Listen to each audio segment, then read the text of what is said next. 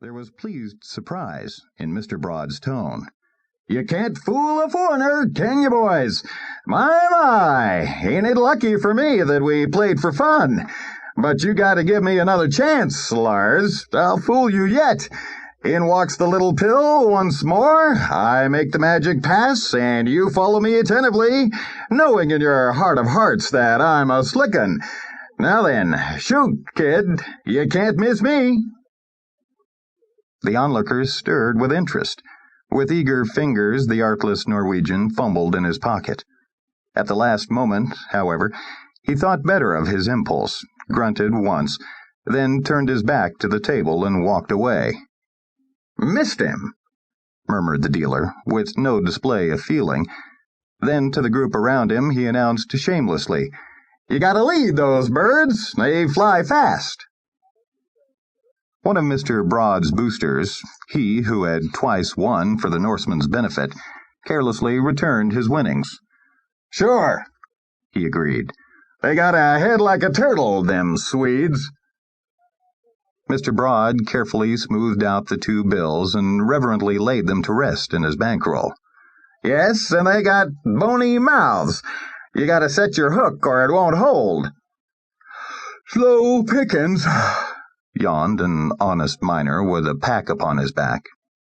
Attracted by the group at the table, he had dropped out of the procession in the street and had paused long enough to win a bet or two. Now he straightened himself and stretched his arms. "These Michael Stroganoffs is hip to the old stuff, Lucky. I'm thinking of joining the big rush. They say this Klondike is some rich." Inasmuch as there were no strangers in sight at the moment, the proprietor of the deadfall gave up barking. He daintily folded and tore in half a cigarette paper, out of which he fashioned a thin smoke for himself. It was that well-earned moment of repose, that welcome recess from the day's toil. Mr. Broad inhaled deeply, then he turned his eyes upon the former speaker. "You been thinking again, have you?" He frowned darkly. With a note of warning in his voice, he declared, "You ain't strong enough for such heavy work, kid. That's why I've got you packing hay." The object of this sarcasm hitched his shoulders, and the movement showed that his burden was indeed no more than a cunning counterfeit, a bundle of hay rolled inside a tarpaulin. "Oh, I got a head, and I've been doing some heavy thinking with it," the kid retorted. "This here Dawson is going to be a good town. I'm getting readied up to join the parade." "Are you now?" the shellman mocked.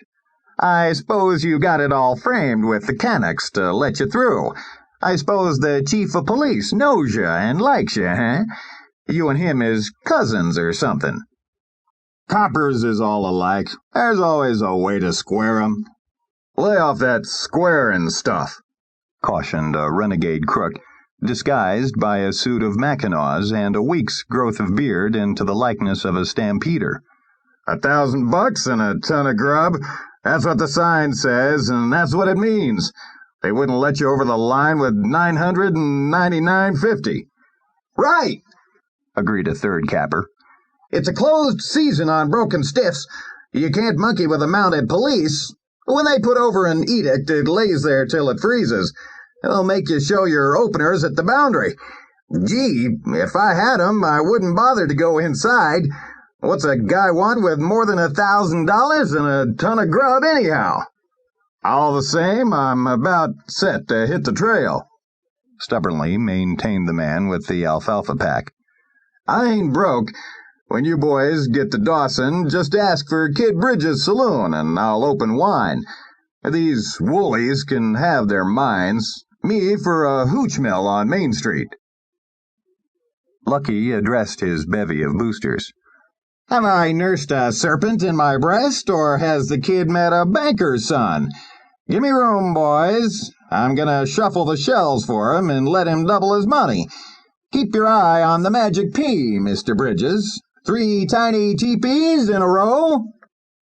There was a general laugh as Broad began to shift the walnut shells. But Kid Bridges retorted contemptuously, "That's the trouble with all you wiseacres.